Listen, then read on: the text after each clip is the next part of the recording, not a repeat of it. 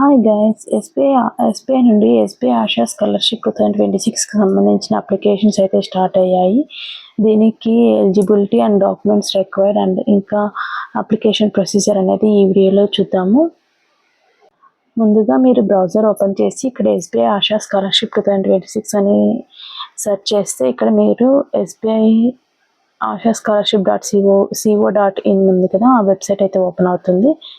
ఈ స్కాలర్షిప్ అయితే 9th class నుండి ఇంటర్ వరకు ఉంటుంది. అలాగే under graduate, post graduate, MBBS, IIT and IMM స్టూడెంట్స్కి అయితే ఉంటుంది.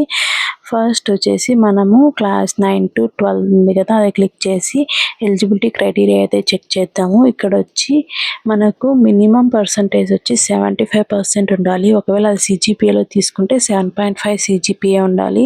అలాగే యాన్యువల్ ఫ్యామిలీ ఇన్కమ్ వచ్చి <3 lakhs ఉండాలి. ఇంకా వీటికి సంబంధించిన reservations 50% seats reservation for women, 50% for men. ఇందులో 25% సీట్స్ ఎస్సీ ఎస్టీ వాళ్ళకైతే ఉంటుంది. ఇంకా దీనికి డాక్యుమెంట్స్ ఏమేమి కావాలో చూద్దాము. డాక్యుమెంట్స్ అయితే మనకి ప్రీవియస్ క్లాస్లో మనకి మినిమం 75% అయితే ఉండాలి. ఆ మార్క్ షీట్ ఉండాలి, అలాగే ఆధార్ కార్డు ఉండాలి, ఫోటో ఉండాలి, income and school bona fide certificate, అలాగే బ్యాంక్ పాస్బుక్ అయితే కంపల్సరీగా ఉండాలి. ఒకవేళ ఎస్బీఐ ఉంటే దట్ ఈస్ బెటర్. అలాగే పాస్పోర్ట్ సైజ్ ఫోటో కూడా ఉండాలి. ఈ స్కాలర్షిప్ అయితే మెరిట్ బేస్ మీద తీస్తారు. ఒక మెరిట్ బేస్ షార్ట్ లిస్ట్ చేసిన తర్వాత అలాగే టెలిఫోనిక్ ఇంటర్వ్యూ ఉంటుంది. సెలెక్ట్ అయిన వాళ్ళకి 15,000 అనేది వాళ్ళు స్కాలర్షిప్ ఇస్తారు క్లాస్ 9 to 12. అలాగే అండర్ గ్రాడ్యుయేట్ వాళ్ళకైతే 75,000, పోస్ట్ గ్రాడ్యుయేట్ అయితే 1,50,000 ఉంటుంది. దీనికి సంబంధించిన ఎలిజిబిలిటీ క్రైటీరియా అయితే ఇక్కడ ఉంటుంది. ఇందులో మీకు ఇంకా ఏమైనా డౌట్స్ ఉంటే కమెంట్ సెక్షన్లో అడగండి.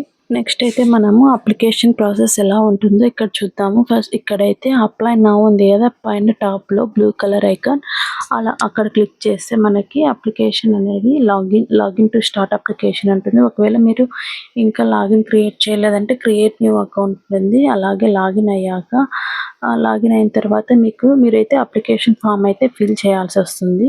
అలా ఫిల్ చేసిన తర్వాత డాక్యుమెంట్స్ అయితే అప్లోడ్ చేసిన తర్వాత మనకైతే మెయిల్ అనేది వచ్చేస్తుంది, reference ID.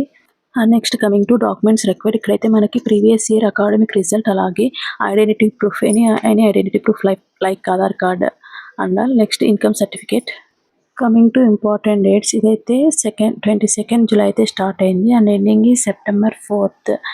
So last date వరకు వెయిట్ చేయకోకుండా మీరు ముందే అయితే ఫినిష్ చేసుకోండి. Thanks for watching my video.